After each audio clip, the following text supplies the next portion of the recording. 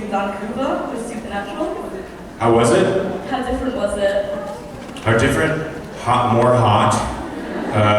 Lots more mosquitoes.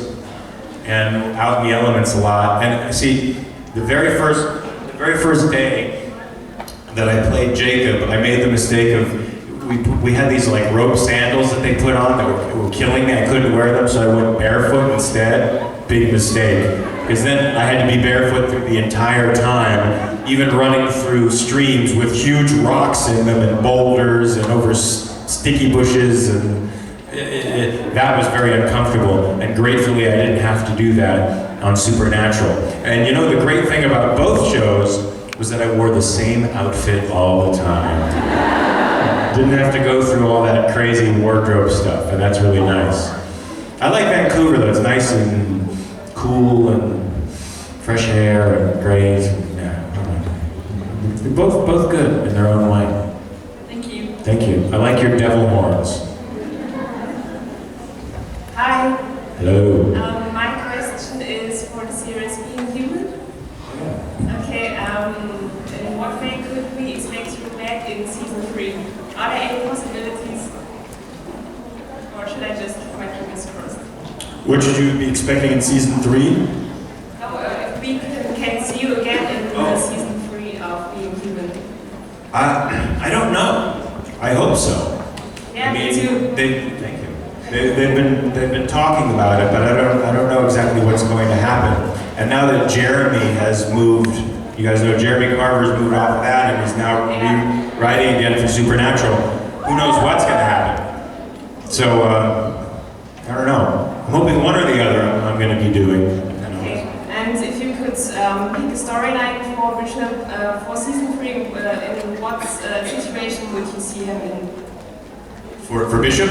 Yeah. I hope they bring Bishop back to life, because I think in the BBC version they did something with his ashes or something and he came back to life. And I think Bishop needs to straighten some things out in Boston. If Yeah, you know I what think so too. Yeah, and I think he needs to no longer be Mr. Rogers with all the. He needs to get cool. Yeah, definitely. So if he comes back to life, he's going to be a new and improved, very dangerous, not so nice guy anymore. I hope. Okay, thank you. Okay. Hi. Yeah. Do you think that Lucifer is jealous of Cass because God forgives Cass over and over again?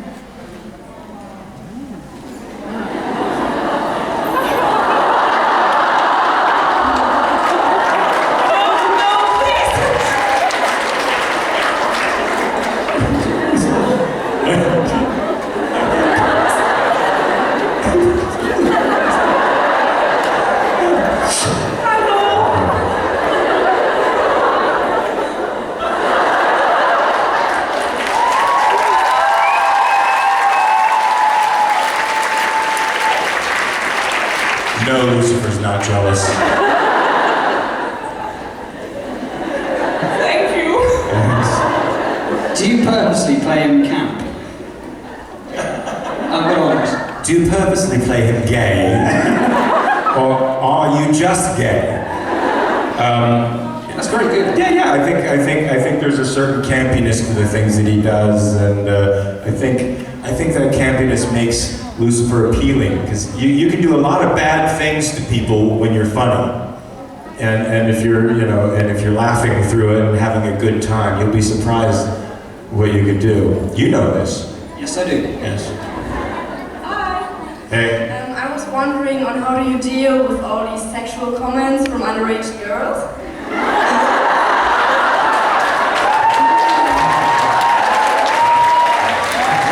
I'm scared.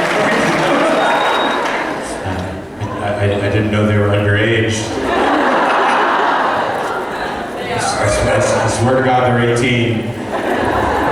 This is where I leave the stage. I'll see you guys later, man. Well, that's news to me. So, this isn't uncomfortable, is it? Awkward. I guess I just go, thank you.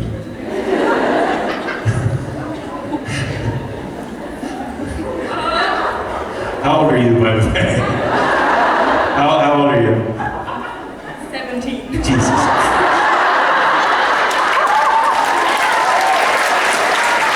All right, I take back everything I was thinking about you.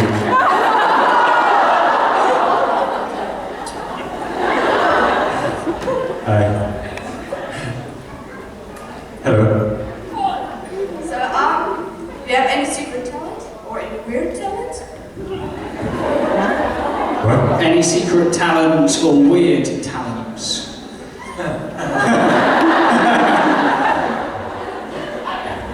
Yes, indeed, but you'll have to ask my wife about that. I mean, if we're getting weird, there's nothing I can do or say up here on the stage, but I can move my ears. I can wiggle my ears.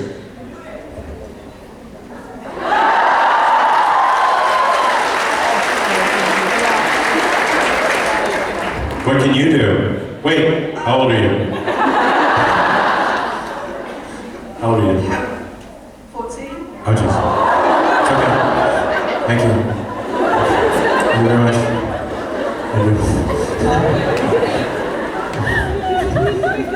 Hello. Hi there. Hi. My question is about Dexter. Yes? How did you like to work on a show where everyone kind of likes the bad guy? I think that's kind of cool. Although honestly, if I tell you my first feeling about what I thought, you'll probably hate me. Should I tell you? Yes. You'll hate me. I read the script, the first script, pilot episode, because they were thinking about bringing me in for another character in the pilot. I said, I don't want to do a guest starring part, I'll go up for Dexter. But of course they had Michael C. Hall in mind. But I read the script and I said, this script is fantastic. It is amazing. And if it goes over big, it's a sign of the end of the world. I don't know why I thought that. Just because in real life, serial killers are the most horrific human beings on the planet. And in Hollywood, they emulate them as if they have superpowers, which in fact they don't. They're terribly twisted human beings. They're next to tyrants, they're the lowest kind of humanity. And so I think there's kind of a danger to emulating this 0.5% of the population that is truly evil. And truly evil, not fun evil like we have fun playing around with, but truly evil. I mean, not mythological monsters, but a real monster that exists in life is a serial killer. So for me, I had mixed feelings because it was so good and the character was so dynamic and so charming, just like Hannibal Lecter, so charming, so brilliant, so scary. So the opposite, really, of what those guys are. That I just thought it was kind of sending an interesting message. Am I boring you? Am I boring you? Are you okay? No. Oh, good. Because I'm going off and I don't mean to, but because I do love the show and I think it's very well done. But I think it's kind of dangerous to emulate those types of people because in reality they're so horrible. There's nothing enviable about them, and Dexter is not horrible. The show itself is something really good because it's about curbing your nature, right? And going for doing the right thing, so to speak, you know? And there's something kind of noble in that message, you know? I have a kid, so I'm kind of always thinking in terms of that. So, I answered the question, right? And in a long way, I answered the question. God damn it. I have another question. Yeah, give it. A completely different question. What do you like most about teaching other actors in your class? I like watching them. I like watching an actor find themselves for the first time. It's kind of like, it's almost like you're opening spiritual doors for them, and they become aware of a whole new world that they never thought existed. It's kind of like I remember with my stepdaughter, when I would show her something when she was like 2, now she's 15, and she's like, I don't give a fuck. She didn't say fuck, but I don't care. But then I'd say, oh, look at this, and she'd go, oh yeah. With this sound of wonder in her voice, it almost made me cry every time I heard it. That's the way an actor is for the first time when they start breaking down barriers and understanding themselves. It's like they're like kids discovering something for the first time, and I like being the person that helps them do that. I think that's the blessed part of being a teacher. Any kind of teacher, but a teacher of acting especially. Thank you. Thank you. I like to have serious talks, man. I don't fuck around. Yeah. So my brother is a huge fan of Lost, or you never made it. It's okay. He just said that this is the last question. Man, just as we start getting rolling, you're stepping on my mojo. It's because my mojo is so large. Yes? My brother's a huge fan of Lost. That's all he knew you from, and I had only known you from Supernatural. And when I told him that you played Lucifer and told him about your character on the closer after incident, his mind was just, exploded, kind of. Do you find it hard or easy or difficult to switch between such different characters? I mean, and it's different obviously for every show that you do, which is awesome. But I think definitely. Well, no, luckily because there's, except for Lost and Supernatural, where there was really no time lag in between some of the shows, Gavin Q. Baker III in The Closer is so different than any of the characters I've ever played before. Huh? Very different, isn't he? He's this. And so no, they all have their own distinct life, at the moment, as they all kind of find themselves, I think, at this point. So it's not too hard anymore. Thank you. Tell your brother I said hi. actually, I feel probably be very excited about that. Awesome. Before you go, Doug Wayne's bought you a present. It's Lucifer's hot sausage. He says you'll really enjoy it. Have you heard about this? No? Out in the foyer, Yeah. there is hot dogs for sale. And the translation, they've named each food after a character here. And this one is called Lucifer's hot sausage. Yeah. It's a double so we can share it if you want. Sure. And it's covered in lots of sauce. Lots of goo. That's called hell goo. Thanks, Wayne. Yeah, thanks, Wayne. So what are we supposed to do with Lucifer's hot sausage?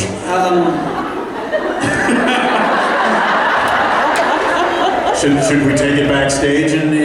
Probably, out of public eye. Yeah. Yeah. Okay. Unless you want to do it here in front of everybody. You guys want us to do it in front of all of you? I have words. Well, how do you want to do it? Well, there's 2 sausages, so we can have one each. You just have one and I have the other? Yeah, unless you want to do halves and half. I don't know, I'm easy. Or do you do one half and I do the other half and we meet in the middle? If you want, yes. I do believe you're blushing. Well, it looks interesting. You're going to take one? Yes, I'll take it. Are you going to try and do it all in one go? Because it's quite big. I'm not going to put it all in my mouth in one sitting. I have to take it in a little bit at a time. Right? Well, you've got to savor it, haven't you? You get the flavour. Look at that. I mean, it's very interesting. Reminds me of Misha, actually. Oh, yeah? Wow, you've been in the bathroom with him, too. Too many times. Well, this part reminds you of Misha? The gritty smegmic sauce thing? This is going wrong. This is going wrong fast. I'm not Sebastian, okay? There's somehow Sebastian finds his way into everything. So should we take a bite and just end in the misery? Yes.